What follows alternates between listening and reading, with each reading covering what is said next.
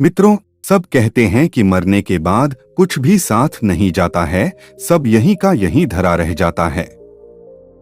आदमी खाली हाथ आया था और खाली हाथ चला जाता है, लेकिन यह सत्य नहीं है। दुनिया में ऐसी कई बातें हैं, लेकिन वह सत्य नहीं है। आओ जानते हैं कि आदमी जन्म लेता है तो क्या साथ लाता, और जब वह मर जाता है तो क्या साथ ले जाता है। हिंदू धर्म कहता है कि व्यक्ति जो साथ लाया था वह तो साथ ले ही जाएगा, साथ ही वह भी साथ ले जाएगा जो उसने इस जन्म में अर्जित किया है। क्या साथ लाया था और क्या अर्जित किया है, यह जानना जरूरी है। व्यक्ति जब जन्म लेता है तो अपने साथ तीन चीजें लाता है: एक संचित कर्म, दो स्मृति और तीन जागृति। हाँ, एक चौथी चीज भी है और वह है सूक्ष्म शरीर।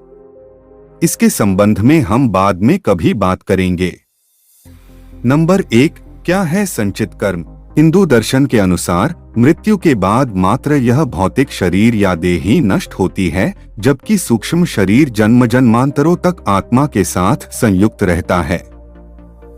यह सूक्ष्म शरीर ही जन्म जन्मांतरों के शुभ अशुभ संस्कारों का वाहक होता है। संस्कार अर्थात हमने जो भी अच्छे और बुरे कर्म किए हैं वे सभी और हमारी आदतें।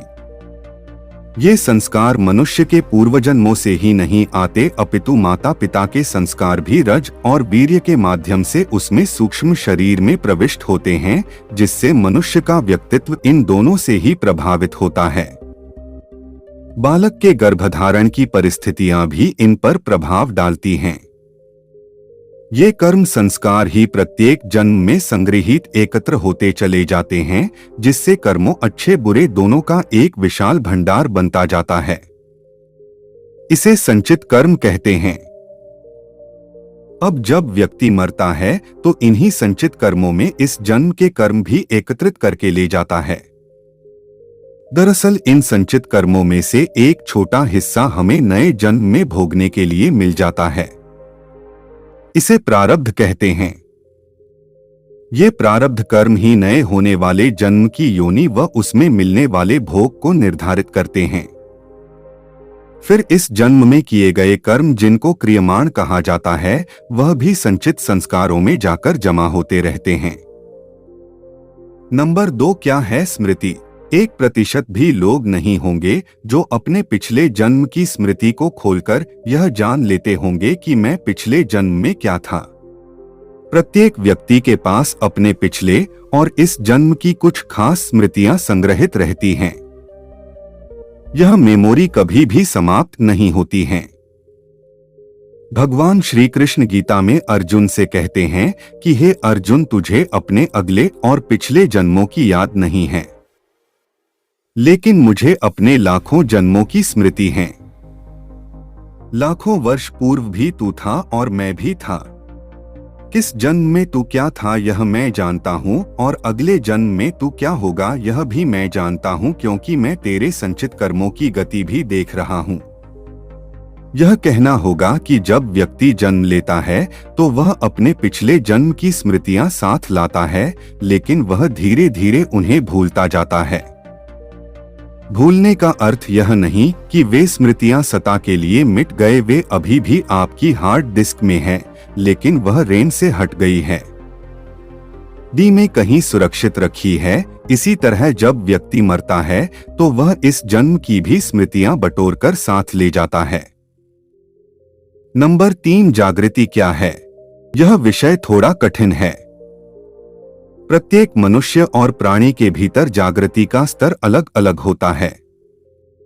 यह उसकी जीवन शैली, संवेदना और सोच पर निर्भर करता है। उदाहरण के लिए हम समझ सकते हैं कि एक कुत्ता मनुष्य कम जागृत है, जैसे एक शराबी व्यक्ति होता है।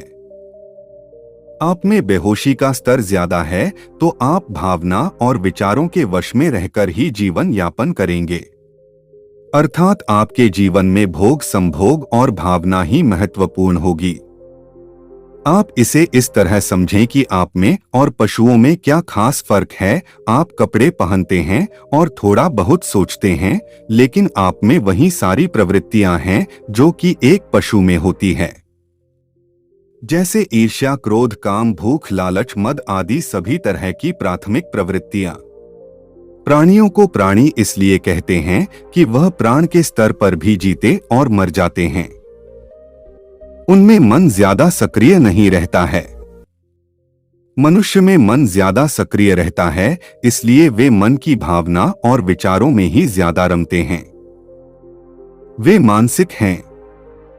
मन से ऊपर उठने से जागृति शुरू होती है। जागृति की प्रथम स्टेज बुद्धि और द्वितीय स्टेज विवेक और तृतीय स्टेज आत्मावान होने में है। प्रार्थना और ध्यान से जागृति बढ़ती है। उक्त सभी को मिलाकर कहा जाता है कि व्यक्ति अपने साथ धर्म लाता है और धर्म ही ले जाता है।